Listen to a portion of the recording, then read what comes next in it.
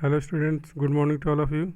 In class 12 commerce, as you know that we are studying the accounting chapter, second accounting for partnership firm fundamentals. And in the previous video, or you can say the study video, we have learned about the adjustment in the closed account, how it is prepared, and how the rectification made. There may be some errors occurred in the previous year, or that is located in the current year, but the books of account has been completed, or you can say all the books of accounts, profit and loss account, balance sheet, all has been prepared. So this in that books of account, the rectification is not possible because the books of account has been finalized and the auditor has made the signature on that. So if these types of the error find out after the preparation of the financial statement, we have to make the sum correction or the rectification through passing the journal entry by passing debit or credit. So in this question we will solve the question based on that portion. So first of all, read the question. So after the account of the partnership have been drawn up and the books closed off, it is discovered that the interest on capital at the rate 8% provided in the partnership agreement have been omitted. यानी कि books अब उनके partnership का जो agreement है बोलता है कि 8% का इंटरेस्ट प्रोवाइड करना है, बट इट इज़ ओमिटेड. क्या किया गया? भूल गए. There capital at the beginning of the year stood as, A की जो कैपिटल है 8 लाख है, 4 लाख है और 3 लाख है. इनको क्या करना था? हमको 8% इंटरेस्ट ऑन कैपिटल प्रोवाइड करना था, लेकिन ये ओमिटेड हो चुका है. देयर शेयरिंग प्रॉफिट रेशियो है क्या? 2:1:1. Instead of altering the balance sheet, it is decided the pass the necessary adjustment entry eight the beginning of the next financial year. तो विदाउट मतलब बैलेंस शीट में कोई alteration किए बगैर beginning of the year में हमको क्या adjustment entry pass करनी है. So let's move to the solution.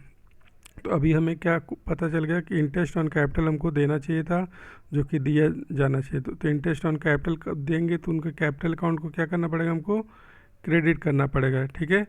और जो प्रॉफिट जो रॉन्गली डिस्ट्रीब्यूट हो गया उसको हमको डेबिट करना पड़ेगा. तो अब देखते हैं एडजस्टमेंट एंट्री हमारा. तो ये हमारा एडजस्टमेंट टेबल इस तरीके से बनाना पड़ेगा हमको. तो first of all we will provide the interest on capital that will be credited in the partner's capital account. That we can say that if we calculate the interest on capital, if we calculate interest on capital at the rate 8% per annum, 8% पर annum के according अगर हम calculate करें तो 8 लाख पे कितना हो जाएगा?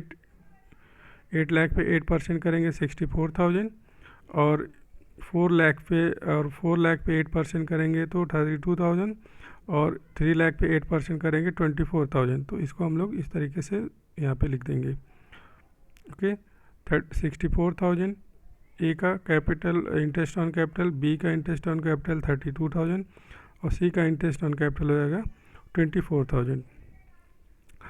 तो इसको जो विदाउट अगर इन्होंने इसको without providing interest on capital अगर इसका डिस्ट्रीब्यूशन हुआ होगा तो उन्होंने किस रेशियो में किया होगा? क्योंकि ये फर्म के लिए क्या है? लॉस है इंटरेस्ट ऑन कैपिटल. तो अगर हम इसको डेबिट साइड में नहीं शो करेंगे तो प्रॉफिट हमारा ज़्यादा दिखेगा, और उस प्रॉफिट को पार्टनर्स ने अपने 2:1:1 के रेशियो में डिस्ट्रीब्यूट कर रखा है. तो वो जो प्रॉफिट किया होगा डिस्ट्रीब्यूशन 2:1:1 के रेशियो में, तो उसको हम लोग को क्या करना पड़ेगा? पार्टनर्स के को डेबिट करना पड़ेगा, डिवीजन ऑफ प्रॉफिट जो उन्होंने किया होगा. तो अगर इसका टोटल हम सम करें अगर तो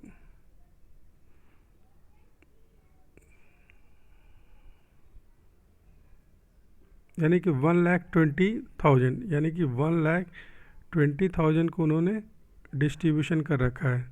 ठीक है.